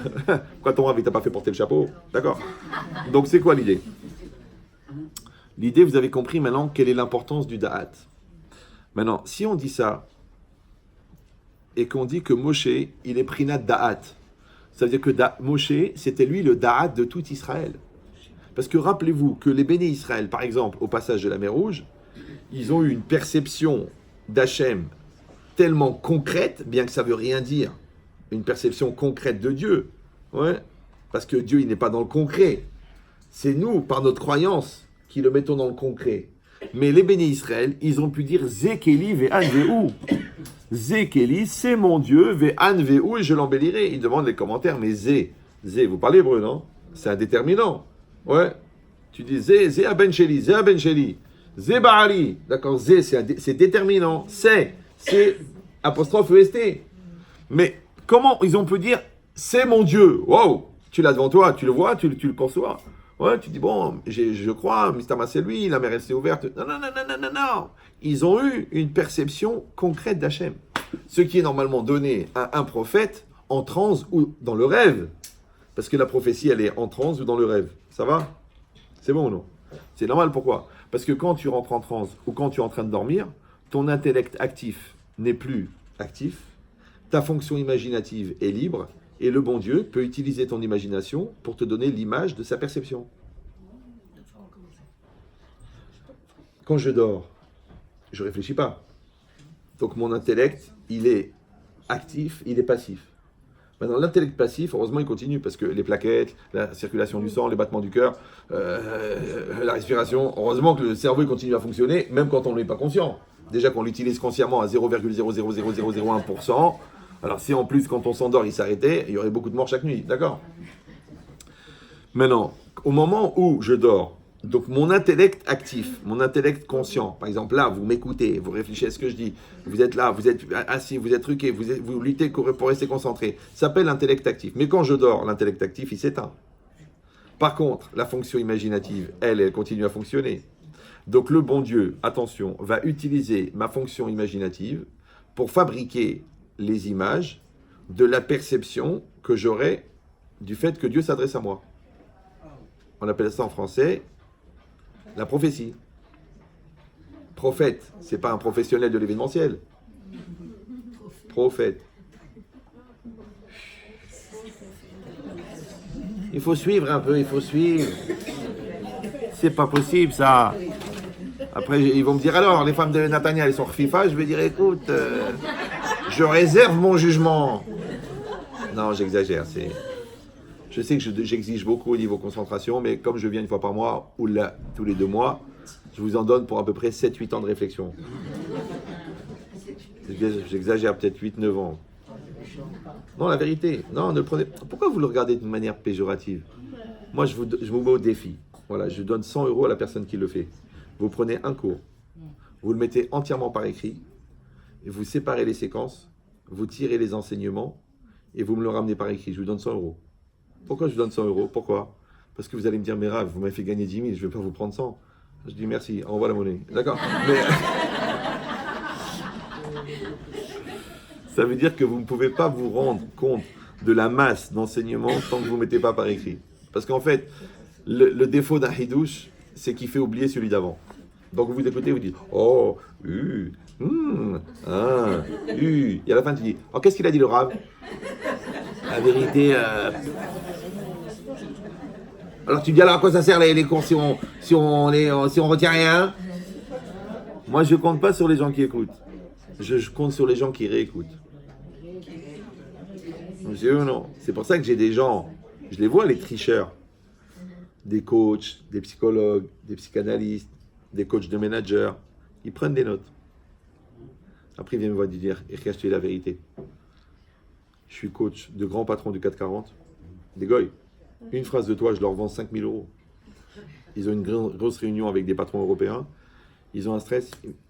Ils m'appellent, ils me disent bon, allez, on fait un petit quart d'heure de motivation. Et moi, je leur donne des clés, tac, tac, tac, tac. Mais les clés, c'est trois phrases de ton cours. Et avec les 3 phrases du cours, le mec, il arrive à gérer 40 patrons européens qui viennent pour lui mettre la pression, pour lui mettre une EPA sur sa société. D'accord? Donc, il n'y a pas de blague là. Halom tov, halom shalom. Moi, je sais que je vais partir à 120 ans. Le bon Dieu, il va me dire qu'est-ce que tu as dit ce jour-là? Je vais dire j'ai dit des conneries. J'ai pas dit des conneries. J'ai dit que des choses fondamentales. Maintenant, c'est vrai que le fondamental, ça peut aussi fondre à l'épreuve du mental. C'est possible aussi. D'accord? Ce qu'on appelle le fromage fondu, d'accord? Ouais. Mais d'un autre côté, si vous faites l'effort de dire ok, le Rav, il a fait l'effort, il est venu, il a laissé sa famille, okay, il a voyagé, il est là, et il donne le meilleur de lui-même, peut-être je peux lui faire ce kavod, de ne pas se lever devant lui, j'en ai rien à foutre, de toute façon on va tous mourir. Non, mais de reprendre le cours après, sur YouTube, c'est gratuit. Ouais. Non, parce que des fois, quand c'est payant, ça part moins. J'ai vu que... Non, c'est vrai, mais le gratuit, grâce à Dieu, ça... Donc vous le téléchargez, vous prenez un bloc-notes, et vous consacrez 1, 2, 3... ou la 4 soirées, puisque vous avez un mois jusqu'à la prochaine venue, et vous travaillez bien sur le cours. Et vous allez voir, bizarrement, que là, vous n'êtes pas en train de mesurer ce que vous avez entendu, mais vous allez mesurer ce que vous serez devenu grâce à ce que vous avez entendu. Et là, ça n'a rien à voir. C'est un autre cours, un autre. Vous me suivez ou non? La preuve, c'est que je donne l'enseignement. Là, j'étais à Shabbat à Ramot. Ramot, c'est que des Avrechim. J'ai fait un shiur. Les gars, ils m'ont dit, mais Rav, on a mal à la tête. Il m'a dit, mais comment les gens qui ont étudié moins de 10 ans à la yeshiva, ils comprennent ce que vous dites? Je dis, c'est le travail de vulgarisation. Mais bien sûr, sans tomber dans la vulgarité. Après, c'est vous qui décidez. Ou vous êtes venu pour vous marrer, et vraiment, alors on s'est bien marré. Hein, il était en forme, ouh là là, ça sautait de partout, des jeux de mots, oui. Ou alors vous dites, mais attends, mais tu sais ce qu'il a dit là? Et c'est pas pour moi. Moi, j'ai rien, moi, j'ai pas de cavote de ça, parce que moi, de toute façon, il n'y a rien sur la feuille, il y a juste un petit souvenir, ouais. Moi, ce qui est intéressant, c'est que moi, je profite de votre soif pour développer des liens dans ma connaissance qui me permettent de mieux comprendre. Donc, moi, je vous utilise pour les développer. Vous, maintenant, vous pouvez profiter de mes délires intellectuels pour recevoir quelque chose d'intelligent que vous auriez mis 20 ans à voir à la yeshiva, vous pourriez. Ou non, vous dites, ah ben, ce soir, il était un peu marrant. Ouais. Vous me suivez ou non? Mais l'humour, je l'ai eu de manière génétique par mes grands-parents et mes parents. Mais la réflexion, je me suis un peu cassé la tête quand même. Je vous dis la vérité, c'est plus dur. Ouais, voilà. Donc si c'est ça maintenant, on a dit que Moshe Rabbeinu, il est prinat da'at. Ça veut dire que Moshe, c'est le da'at du Ham Israël. Maintenant, le da'at, il donne quoi? Il donne la clairvoyance. Le da'at, il donne la compréhension. Le da'at, il donne la perception. Donc comment ça se fait que les béné Israël, au moment de l'ouverture de la mer Rouge, ils ont été capables, entre guillemets, de montrer Dieu du doigt? C'est grâce à Moshe Rabbeinu. Vous me suivez ou non? C'est comme si tu es à côté d'un poste Wi-Fi très très puissant. Donc tu arrives à avoir Internet avec une vitesse incroyable. Mais si tu es à côté d'un Wi-Fi kharwa, ou que tu étais très très loin, parce que tu téléphones, tu l'appelles hôte, tu leur dis écoutez, je comprends pas, j'ai payé pour 100 mégas, et j'ai vu l'ordinateur, j'ai 1 méga. Il dit monsieur, où êtes-vous? Il dit bah je suis là-bas. Ah mais monsieur, vous êtes à 19 km de l'émetteur, c'est normal. Je dis, mais quand vous m'avez fait payer les 20 shekels ou les 100 shekels par mois, vous m'avez pas dit à quelle distance vous êtes. Vous m'avez dit je vous donne 100 euros. Je dis non, regardez bien le contrat, c'est marqué jusqu'à 100 mégas. Donc tu payes 100 shekels, mais tu as 1 méga. Et si vraiment tu insistes, il te rajoute un petit peu, ça te fait 2 mégots. D'accord? Maintenant l'idée c'est quoi? Moshe Rabbeinu, c'est le poste Wi-Fi. Quand tu es à côté de Moshe, tu reçois un Wi-Fi incroyable.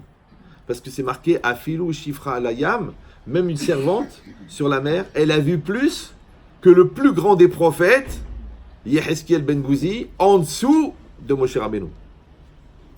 D'accord? Ça veut dire que ce qu'un prophète perçoit de Dieu, même une personne simple, un homme ou une femme, sous-entendu qui est très matériel, qui est très basique, qui est très grossier, qui est très rbaba, il a eu cette lumière. Pourquoi? À cause du da'at de Moshe. Ça veut dire que Moshe, il était récepteur du signal divin et il était diffuseur du signal divin. Donc grâce à lui, les gens ont eu la perception du divin comme jamais aucune autre génération l'a eu. C'est pour ça que c'est Moshe qui a servi de transmetteur de la Torah. Vous me suivez ou non? Donc quand on te dit que Moshe, il a été le Da'at, c'est comme quand tu expliques quelque chose à quelqu'un, un enfant, tu expliques une fois, tu expliques deux fois, et puis un jour, il dit, oh, tu fais comme ça, il fait, oh, tu vois qu'il a compris. On dit en français, son regard s'est éclairé. En fait, c'est la lumière de la Neshama qui a traversé le cerveau et qui arrive aux yeux. Ouais. Et on dit en français, dire, tu m'as éclairé. C'est pour ça que les Balishouvans, on les appelle des illuminés. Parce qu'il y a trop de lumière. Ouais. Alors que les Brels, on les appelle des esprits obtus et obscurs. Obscurs. Ouais. Donc maintenant, qu'est-ce qui se passe? C'est que si le Da'at, en fin de compte, c'est quoi? C'est la perception de la lumière divine de l'âme. Parce que le Da'at, entre guillemets, il est divisé en deux. Il y a un Da'at qui est tourné vers la Neshama, ce qu'on appelle en Chassidut le Nefesh Eloki, et une partie du Da'at qui est tournée vers le corps, qui s'appelle le Nefesh Behemi. Maintenant, le fait que je sache que je mange, où est-ce que je marche, que je fais attention à ce que je dis, ça c'est Nefesh Behemi. D'accord? C'est la conscience mentale.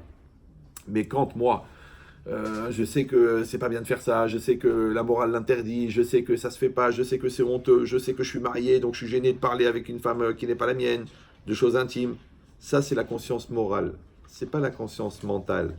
Maintenant, la conscience morale, c'est l'éclairage de l'âme sur le nefesh, d'accord?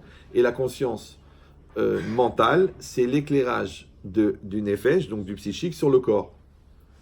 Maintenant, quand je suis en maîtrise de mon corps, ça s'appelle la conscience mentale, et quand je suis en écoute de mon âme, ça s'appelle la conscience morale. C'est pour ça que quand quelqu'un veut faire une avéra, qu'est-ce qu'il fait? Il enlève la conscience morale. Laisse-moi tranquille, tu me saoules, de toute façon je l'aime plus. Bah, de toute façon le mariage ça voulait rien dire, j'ai fait semblant. Après tu prends de l'alcool, tu prends du shit, tu prends de la cocaïne. Pourquoi? Parce que tu veux perdre la conscience morale. Mais évidemment que tu veux pas perdre la conscience mentale, parce que quel intérêt de faire un adultère dans le coma? Imagine, tu dors toute la nuit, et le matin il y a une belle blonde qui se lève et qui dit « Oh merci pour cette nuit ». Tu dis « Attends, j'ai rien vu ». Bah écoute, je peux pas t'aider dans le coma. « Oh dommage de tromper sa femme dans le coma ». Oh tu dis « Non, non, non. Je veux bien perdre la conscience morale, j'ai oublié que c'est marié, j'ai oublié que c'est grave, je m'en fous de ce qu'elle dit, la Torah c'est des bêtises, les rabbins ils ont tout inventé, mais je ne vais pas perdre la conscience mentale quand même, parce qu'il faut bien chier déjà. Si déjà tu vas au Guéhinam, au moins tu vas pour quelque chose. Ça va ou non? Maintenant le problème, c'est que pour pouvoir fauter, tu as débranché la conscience morale. Ouais. Comme tu as enlevé la conscience morale, tu as fauté tranquille. On dit en français, sans aucune conscience. D'ailleurs, tu étais inconscient. Mais a posteriori, tu t'en rends compte. Ouais. Mais à un moment ou à un autre, le film, il se termine. À un moment ou à un autre, tu vas rentrer à la maison. À un moment ou à un autre, tu vas demander pardon. À un moment ou à un autre, tu vas être obligé de payer. Quand ils vont enlever la maison, tu vas les payer, les PV, non? Et à ce moment-là, tu te sens mal. Tu te sens mal, pourquoi? Parce qu'il a fallu que tu rebranches ton psychique, ton da'at, avec la conscience morale. Et le fait de rebrancher la conscience morale, donc la neshama, avec la conscience, ça crée ce qu'on appelle en français la mauvaise conscience. Et c'est ça qui est bizarre. Pourquoi le gars qui a kiffé la Vera a pris la mauvaise conscience? Après, il a peur pour ses enfants, il a peur pour son couple, il a peur qu'on le sache. Mais pourquoi t'as peur?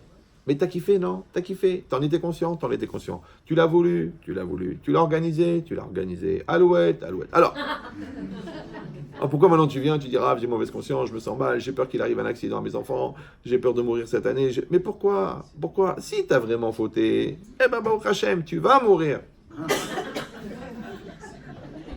Et si tu n'as pas fauté, c'est quoi ton problème? Tu es tranquille. Alors tu diras, mais j'ai fauté, mais j'ai pas fauté.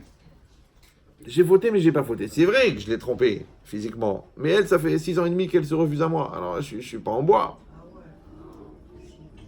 Aoudon Kolo. C'est pour ça qu'avant de juger, il faut toujours entendre les deux parties.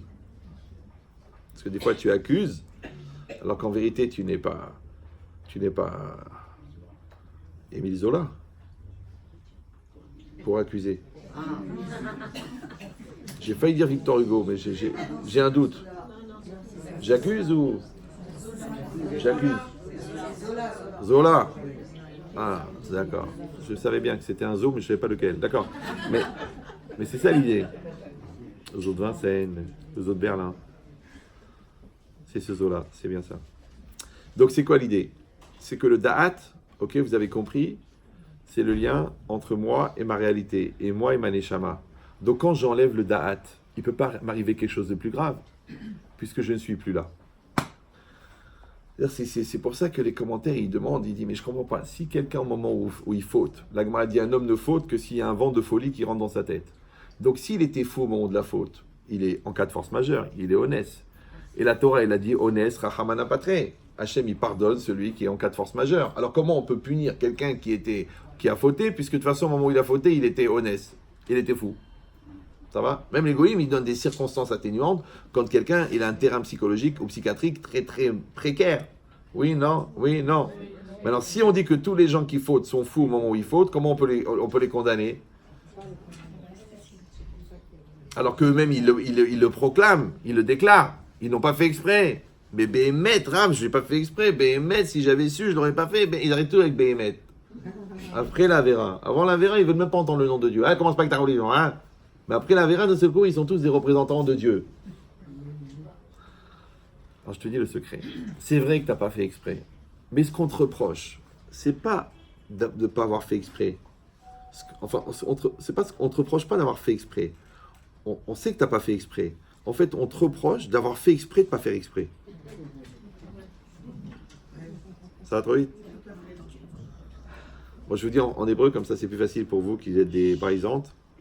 Le Rav Yerucham Halevi, qui était très très religieux, il dit comme ça, un lien Yesod. Moi, j'ai tout développé à partir de là, mais lui, il dit 3 mots. C'est comme ça les Chachamim.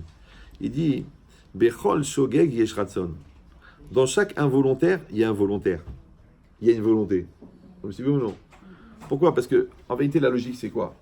C'est que quand tu n'as pas tout fait pour que ça arrive, c'est comme si tu as tout fait pour que ça n'arrive pas. Ça va? Et quand tu n'as pas tout fait pour que ça n'arrive pas, c'est comme si tu as tout fait pour que ça arrive. Parce que si toi, tu as travaillé ton respect, ta finesse, ta douceur, ta reconnaissance, ton amour de l'autre, ça ne peut pas arriver un gros mot. D'où il va venir, puisqu'il n'y a pas de racine. Mais si tu as développé la rancune, la haine, la méchanceté, la cruauté, la rivalité, la crise, l'amshun, ou alors que tu n'as pas développé le kavod, l'amour, la reconnaissance et la finesse, il peut arriver le gros mot. Après tu dis, mais d'où ça sort? D'ailleurs toi-même tu le dis en français, tu le dis, ça m'a échappé. J'adore ce mot. Il y avait un truc à l'intérieur, une espèce de bête sauvage, un sous-groupe du léopard, ce qu'on appelle le salopard, ouais, et il t'a échappé. C'est beau le mot. Excusez-moi, ça m'a échappé. Mais comment ça, il y a des trucs qui s'échappent. Moi je croyais qu'un gars, il décidait de parler, il allait ponctionner dans sa culture un ensemble de mots avec lequel il allait formuler syntaxiquement une phrase qui est l'expression de sa volonté de dire, et il disait. Je pensais que c'était ça parler. Mais maintenant on a trouvé des mots qui sortent de la bouche. Tout seul, de manière indépendante. Vous me suivez ou non? Mais même rôter, c'est une forme d'expression, puisque grâce à ça, le mec, il sait ce que tu as mangé à midi, d'accord? Ouais. Mais tu peux pas dire ça m'a échappé. La preuve, c'est que ça t'échappe jamais devant un client. Alors comment ça se fait que ça t'échappe à la maison? Parce que tu confonds proximité et familiarité. Et ensuite, familiarité et grossièreté. Et tu dis, je peux pas. Ouais, les Chachamim, ils disent un homme, il doit considérer sa femme comme une étrangère. C'est-à-dire que s'il marche sur un terrain miné, c'est elle qui marche devant.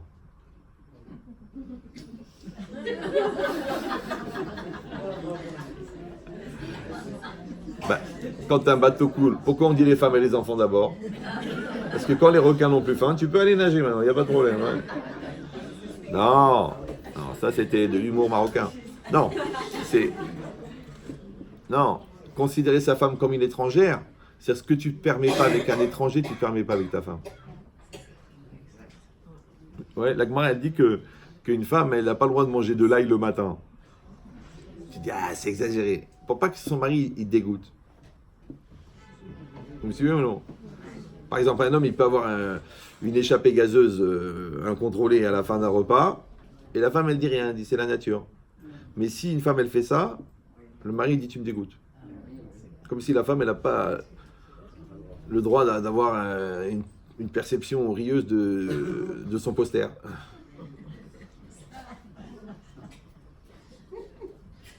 C'est pas grave. C'est une perception, c'est... Ouais. Pourtant, on est tous fait pareil, hein.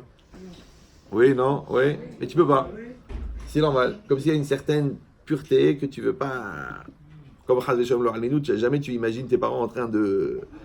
C'est tes parents. Tu peux pas... Laisse-moi tranquille. Non. Ouais. Ben, c'est pareil. Ouais. Le mari te voit comme ça. Ouais. Ben, toi aussi, normalement, tu devrais dire, eh ben, puisque elle... Je ne peux pas la voir comme ça, alors pourquoi est-ce que moi je l'oblige à me voir autrement? Ça fait partie du respect. C'est normal. Ah, tu dis oui, mais ça m'a échappé, ça n'a. Non, encore une fois, ça c'est. Même les chats, ils ont des relations intimes en cachette. Les bœufs, non. La vache et le bœuf, ils se gênent pas en plein milieu du pré, vas-y que je te pousse. Ouais. Mais les chats, non. Ils se cachent. Et ben tu verras que le chat est beaucoup plus intelligent que le bœuf. C'est pour ça qu'on mange du bœuf et pas du chat. Ah oui, parce que ce que fait l'un, l'autre ne le fait pas.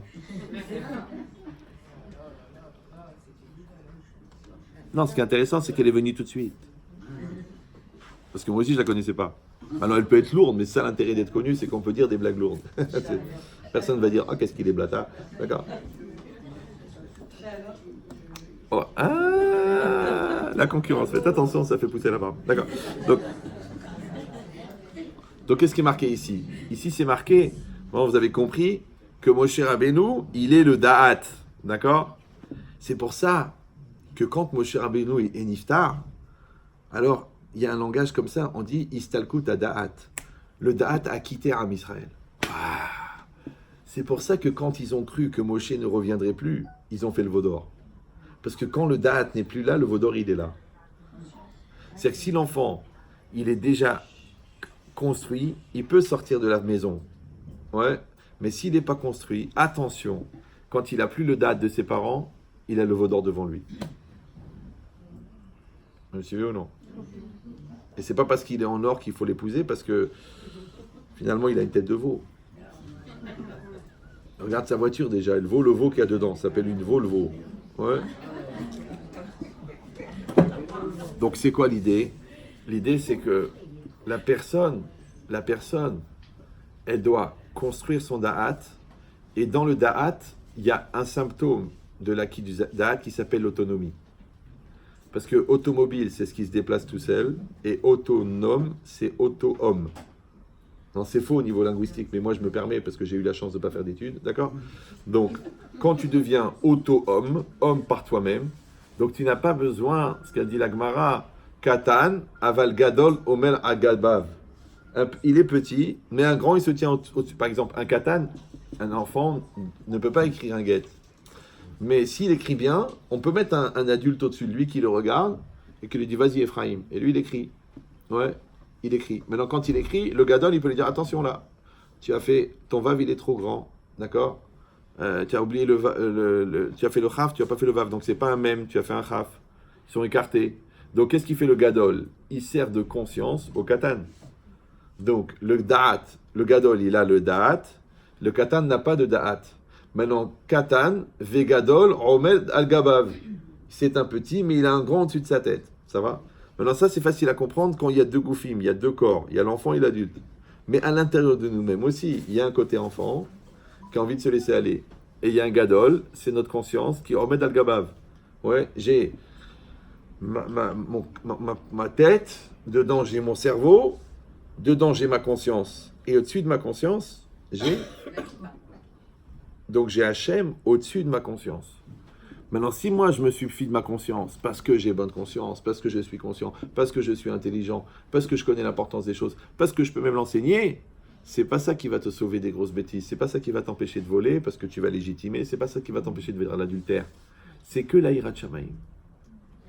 Il faut que ta crainte de Dieu, elle soit plus grande que ton intelligence.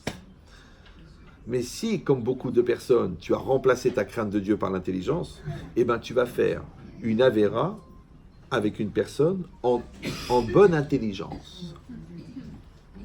Tu vas même nous expliquer que grâce à toi, maintenant, cette femme, elle est heureuse. Alors qu'elle n'était pas épanouie, elle n'était pas bien dans sa peau, elle ne connaissait pas sa valeur. Et grâce à moi, eh ben, elle connaît sa valeur. Je dis, ben, quelque part, tu as fait une mitzvah. Il me dit, oui, je n'osais pas le dire. Mais elle est mariée. Pour Al-Sara. Non, parce que ça, c'est une Gemara aussi. C'est marqué que le rachat, quand il fait la vera, il est convaincu qu'il fait une mitzvah. Et j'arrivais pas à comprendre. Je me dis, mais c'est quoi ça, une mitzvah? Mais le mec, il est dans la Touma, qu'est-ce que ça veut dire? Non, non, non. Le gars, il a légitimé intellectuellement sa vera au point qu'il lui a donné une dimension de mitzvah. Pour les autres, c'est assourd, mais pour lui, c'est une mitzvah. Oui, monsieur. Je vais tous les jours lui mettre les téfilines à son fils. C'est vrai, je couche avec la mère, mais ça n'a rien à voir. C'est une opportunité. Et le mec, il te raconte ça. Il est fier de lui. Je dis, mais pour toi, c'est une avéra d'aller mettre les téfilines. Puisque après, c'est à cause de ça que tu te retrouves avec la mère. Donc, tu ne vas pas mettre les téfilines. Encore, il va rater la mise des téfilines. Mais prends-les, pends-toi avec, Yabrel.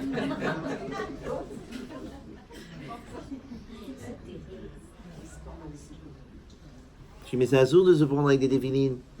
Ah bon? Et de détruire une femme mariée, et son couple, et ses enfants, et sa famille, et sa belle famille, et ses parents. Tu crois que c'est une mitzvah? Ils sont bizarres, les gens, dans la hiérarchie des lourdeurs, comment ils arrivent à organiser à leur propre manière. Dans le bon sens, c'est pas... Non, il faut pas dire ça, parce qu'une fois, j'ai dit ça à un rave, il m'a dit non, parce que le digne de Mérila chez une femme, qu'une femme, elle trompe son mari, c'est pas une question de connaissance. Parce que tu sais que tu es marié. Même une Goya, tu dis, mais qu'est-ce que tu fais là? Ouais, je sais, je suis marié, mais je l'aime pas, j'ai des soucis, j'ai jamais ressenti quoi que ce soit. Tu vois, elle légitime. Si tu légitimes, c'est que tu connais ton statut. Mais c'est pas style, maintenant j'ai fait la faute et je savais pas. Franchement, la vérité, je pensais vraiment pas que c'était interdit, je pensais que c'était juste un échange corporel de flux qui a mal tourné, en fait. C'est pareil. Alors, c'est plus grave avec une feuille, mais c'est pareil. Donc, de quoi on est en train de parler maintenant? On a dit que la istalkut à da'at, la perte du da'at, c'est la mort de Moshe Rabbeinu. Ouais. Maintenant, quand une personne meurt, qu'est-ce qui devient son da'at? Étant donné que le da'at, on a dit que c'est quoi? C'est une excroissance de la neshama. D'accord? C'est l'éclairage de la neshama. Et que la neshama, elle est reliée à sa racine, qui est dans la racine des neshamot d'Israël. Vous me suivez toujours? Vous vous rappelez les 7 cieux, les 10 sphirotes, la racine des âmes d'Israël. Et que Hachem, il a créé la Torah avant de créer le monde et avant de créer la racine des âmes d'Israël. Donc, automatiquement, l'âme, elle retourne à sa racine et la racine, elle est dans la Torah. Donc, chaque âme d'Israël, elle est dans la Torah. Donc, le Da'at, quand il quitte l'homme, il retourne dans la Torah. Ça dépendait où est-ce qu'il était son Da'at. Parce que lui, si son da'at, il était dans le casino, évidemment que son da'at, il ne va pas retourner à la Torah. Si son da'at, il était dans les bêtises, il ne va pas retourner à la Torah. Mais Moshe Rabbeinu, quand il est niftar, son da'at, il est retourné dans la Torah. Vous me suivez ou non? Donc automatiquement, maintenant, quelqu'un qui veut avoir accès au da'at, il lui suffit d'étudier la Torah. Ça va? Tu dis oui, mais attends, excuse-moi, déjà le date de Rav Rosenberg, Zichron Livracha, tu rêves même pas que tu vas l'avoir, alors tu crois que tu vas retrouver le date de Moshe Rabbeinu? C'est bizarre, non? Alors je vous donne l'idée. C'est marqué que chaque Ben Israël, il a une étincelle de la Neshama de Moshe Rabbeinu. Et c'est grâce à ça qu'on peut étudier la Torah. Maintenant, quand est-ce que tous les bénis Israël ont reçu cette étincelle? Avant, après? Alors, c'est marqué comme ça. Le Sefer Meor Enaim, du Rav Nachum Menachem de Tchernobyl, il dit ce hidouche. Moi, je l'ai lu là-bas en tout cas. Il dit qu'en fait, c'est marqué, c'est vrai dans la Gemara, que Aman, quand il a cherché une date pour détruire l'Aram Israël, il a choisi le mois de Hadar, parce qu'il a dit ce mois-là, Moshe est mort. La Gemara, elle répond, elle dit oui, c'est vrai, mais le pauvre, il aurait dû savoir que Moshe, il est aussi né la même date, le 7 Hadar. Mais là-bas, le Rav de Tchernobyl, il dit une autre lecture. Il dit, quand on dit que Moshe, il est né le 7 Hadar, c'est pas pour dire que Moshe, il est né 120 ans avant le 7 Hadar. Non, c'est qu'en fait, Moshe, il est mort le 7 Hadar, mais il a renaquis Parce que sa neshama a été redistribuée dans toutes les neshamot d'Israël le même jour. À Odon Kolo. Le jour où il est mort, sa neshama a été parcellisée et elle a été mise dans chaque Ben Israël. Donc maintenant, chaque Ben Israël, il contient un peu de Moshe Rabbeinu. Donc, il est mort le 7 Adar, mais le même jour, il a renaquis, je ne sais pas ce qu'il faut dire, ouais. Et voilà. Ouais. Il est rené le même jour, mais dans les bénis d'Israël. Donc quand on lit la Gemara, on dit il est mort le 7 Adar, il est né 120 ans avant le 7 Adar. Mais ça, c'est au niveau du Pshat. Mais au niveau un petit peu du Drash, non, c'est qu'il il est rené le jour même. Ouais. Voilà. Donc ça veut dire que pourquoi Aman, il a dit on peut détruire les bénis d'Israël le 7 Adar? Parce que ce jour-là, le date, il est parti. Mais il ne savait pas, Aman, que le jour où le date, il est parti, il est revenu chez tout le monde. C'est comme il y a une loi aussi qui veut que quand quelqu'un, il a un papa qui a une très très forte personnalité, et ben en fait, l'enfant ne naît que quand le père meurt. Bah oui, parce que quand le père est vivant, le fils, il n'ose pas parler. Chaque fois qu'on lui demande, il dit « Excuse-moi, demande à papa ». Mais quand le père, il meurt, alors tout le monde se tourne vers lui et lui dit « Attends, on va demander à… » Ah non. Alors tu dis « Qu'est-ce que papa, il aurait dit ?» Alors qu'en fait, c'est papa qui le dit à travers toi, puisque toute l'éducation que tu as reçue, c'est pour porter ton père en toi. C'est pour ça qu'il y a un Yetzer Hara de refus de l'autorité parentale. C'est pour ça que je veux rien avoir à voir avec vous. C'est pour ça que je vous rejette. Parce que le Yetzer Hara, il sait que quand il te coupe de ton père et de ta mère, il te coupe de tes racines. Toi, tu crois que tu as fait un autre choix dans la vie, et bizarrement, tu te retrouves avec Quimper, marié avec Cécile, avec tes deux bergers allemands, et tu dis, mais comment je suis parti de Marrakech avec le grand-père qui était le tzaddik, et maintenant je suis avec Cécile à Quimper, comme si c'était une allusion pour dire qu'il y a Quimper dans le ciel. Mais t'es breton ou quoi? 10 ans d'orthophonie pour enlever ton accent marocain, ça sert à rien. La preuve, c'est qu'après 14 ans d'assimilation, avec la première communion et la deuxième communion de tes enfants à l'église, tu as trouvé une croix gammée ce matin sur la porte du garage. Et tu vas voir Céline, Christine de son prénom, tu lui dis, écoute Christine, mais regarde qu'est-ce qui m'arrive. Alors elle lui dit, écoute, c'est un truc qui te concerne, tu sais bien que moi j'ai fait une croix dessus. Et comme elle est elle-même non-croyante, donc même cette croix, elle l'a gammée. Ça s'appelle une croix gammée. Ça va? Ce matin, vous avez eu un bon cru. Hein? Ah, vraiment, je suis content d'avoir assisté au cours. Restez calme, c'est pas fini. Donc, non, il reste encore 4 minutes. Non, j'ai le taxi en bas à 1h moins quart, pile. Mais comme on a 1h28 et que j'ai un contrat à 1h30, donc je suis obligé de... Non, dans 2 minutes. En fait, dans 1 minute 48. Ça veut dire que quand Moshe Rabbeinu il est mort, alors le date de Moshe, il est retourné dans la Torah. D'accord? Mais sa neshama, elle a été redistribuée dans le Ram Israël. Ce qui fait que, comme chaque Ben Israël, il a une étincelle de Moshe Rabbeinu, ça lui donne la capacité de capter le da'at de Moshe qui est dans la Torah. Vous me suivez toujours? Donc maintenant, on dit la Torah, elle est là. Celui qui veut, il la prend. Monachat Bekeren Zavit, elle est prête, elle est posée là. Maintenant, quand toi, tu vas te casser la tête pour essayer de comprendre qu'est-ce qu'elle veut la Torah, ouais, donc en fait, tu comprends ce que Moshe a transmis. Maintenant, elle s'appelle Torah Moshe Avdi, la Torah de Moshe, mon serviteur. On dit, je ne comprends pas, c'est la Torah de Dieu ou la Torah de Moshe? Maintenant, lui-même, Hachem, il a dit que c'est la Torah de Moshe. Ça veut dire que quand Moshe devient le transmetteur de la Torah, ça devient la Torah de Moshe. Comme toi, tu as pris une Torah de Rabbi Nachman, une Torah de Rabbi Lubavitch, tu as pris une Torah de Rabbi Yaakov Abersera, ou tu as pris une Torah de... Mais c'est pas sa Torah à lui, c'est la Torah de Dieu qui est transmise par lui. Mais ça devient sa Torah à lui. Donc ça veut dire que quand toi, maintenant, tu essayes de comprendre le date, d'accord? Un rave, pas moi je suis un clown, mais un vrai rave, ouais. Quand tu écoutes le rave, donc tu essaies d'accéder au da'at du rave.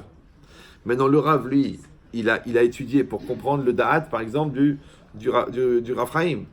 Le Raphaïm, lui, il a compris le da'at du Rabbi Akiva Eiger. Le Rabbi Akiva Eiger, il a compris le Da'at de Rabbi Meir dans la Mishnah.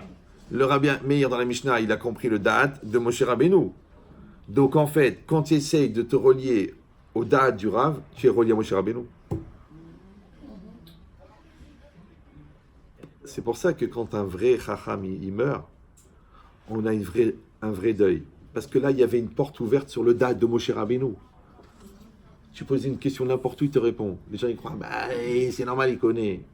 Tu sais, les gens qui peuvent répondre à tout, tu peux les compter sur les doigts de la main d'un manchot, qui lui-même n'a pas beaucoup de doigts. Ouais. Mais c'est ça l'idée. C'est que quand Moshe, il est niftar, alors il est revenu dans chaque Israël. Maintenant, nous, on a le choix ou de renoncer à ce da'at, mais en renonçant au da'at, on renonce aussi à Moshe. Donc on renonce aussi à la Torah, puisque c'est lui notre accès avec la Torah. C'est pour ça que c'est marqué que la Gemara dans Brachot, elle est bizarre, elle dit que Moshe Rabbeinu, il a reçu toute la Torah, Afilou, Ma, chez Talmid, Vatik, Atid, les Chadesh. C'est-à-dire que même une minute avant la venue du Mashiach, il y a un enfant, un élève, qui va trouver un hidouche. Même ce hidouche-là, Moshe, il l'a reçu. Vous me suivez ou non? T'as compris ou non? Maintenant, il l'a reçu consciemment ou inconsciemment, mais il l'a reçu. C'est-à-dire que toi, en vérité, quand tu vas penser dans la Torah de manière sincère et de manière vraie, eh ben, tu vas recevoir le da'at de Moshe Rabbeinu. Ça va? D'accord. Eh ben, la logique, c'est ça. C'est que de la même manière que la mitzvah, la Torah, elle est nidreshet beyud gimel midot, qu'il y a 12 clés pour apprendre la Torah, le Kalvachomer, le Binyan Av, le Pratuklal, le Klal ou Pratuklal, ouais, que vous ne connaissez pas forcément, mais qui sont les clés pour lire la Torah. Et ben il dit, il y a aussi les 13 clés de Rahamim. Yud Gimel Midot Shel Rahamim. Hashem, Rachum, Vehanun. Alors c'est intéressant que le Talmid Chacham, il doit avoir les 12 clés pour apprendre la Torah et les 12 clés des bonnes midot. Maintenant, il dit que quand quelqu'un, il ne peut pas être occupé à étudier la Torah, alors il doit s'occuper à faire du chesed. Il doit s'occuper à juger du bon côté. Il doit s'occuper à être gentil avec les gens. Il doit s'occuper à être positif avec l'autre. Donc il a les Yud Gimel Midot de Rahamim et les Yud Gimel Midot de la Torah. Et les deux, ça forme Moshe Rabbeinu. Parce que Moshe Rabbeinu, il a enseigné la Torah et il a fait chesed au Ham Israël pendant toute sa vie. Donc sur ce modèle-là, un homme, il doit être barda'at, une femme, elle doit être barda'at, qu'elle doit recevoir la Torah, et en même temps qu'elle doit transmettre par ses bonnes midot de l'esprit positif dans la vie. Et les deux, ça fait partie du da'at. La preuve, c'est que quand on dit Miché Enbo da'at, là-bas les commentaires, il dit Enbo derech eretz. Et derech eretz, là-bas, ça ne veut pas dire la politesse, ça veut dire la manière de se déplacer dans la vie. C'est-à-dire le respect de la hiérarchie. D'accord? D'accepter que celui-là, il est plus grand que toi, et celui-là, il est plus petit que toi, et celui-là, il est devant toi, et celui-là, il est derrière toi, et celui-là, il est à côté de toi, et celui-là, il est à côté de toi. Cette manière de se déplacer dans la vie s'appelle derech eretz. Ce qu'on appelle vulgairement chokhmat chaim, la sagesse de vie. Tu sais quand est-ce qu'il faut se taire, et tu sais quand est-ce qu'il faut parler, et tu sais quand est-ce qu'il faut pleurer, et tu sais quand est-ce qu'il faut rigoler. Si tu ne le sais pas, parce que tu n'es pas en maîtrise, tu n'es pas en contrôle, tu n'as pas eu l'intelligence, tu n'as pas eu la bienséance, tu n'as pas eu la clarté d'esprit, tu n'as pas été là, tu n'as pas été toi, il manque le date. Ouais. Donc ça veut dire que chacun d'entre nous, il a une étincelle d'Hachem, de Moshe, et qui doit aller rechercher dans la Torah, même en tant que femme, il y a des cours, ouais, mais il doit aller chercher le da'at. Si vous recherchez l'ambiance, si vous cherchez à occuper votre temps, si vous essayez de passer un bon petit moment sympathique avec quelques calories en plus, ouais, c'est dommage, parce qu'on vous a donné accès à une Torah qui est incroyable. Je vous dis, moi-même, j'écoute, je suis impressionné par l'enseignement, pas par le gars qui a parlé, mais par l'enseignement, de dire qu'Hachem, il nous donne des choses de qualité. Et c'est normal, puisque quand on est à la fin des temps, Hachem, il fait solde de tout compte. Donc, ce que des gens, ils crevaient il y a 100 ans pour connaître un secret de la Torah, maintenant, tu cliques sur Internet, tu reçois le secret. Parce qu'on est à la fin des temps, là. C'est la période d'accélération, on va sortir de l'autoroute, on vide les caisses. Voilà. Alors qu'Hachem, il nous donne à tous le da'at, v'chen yiranson, ve'lomar amen.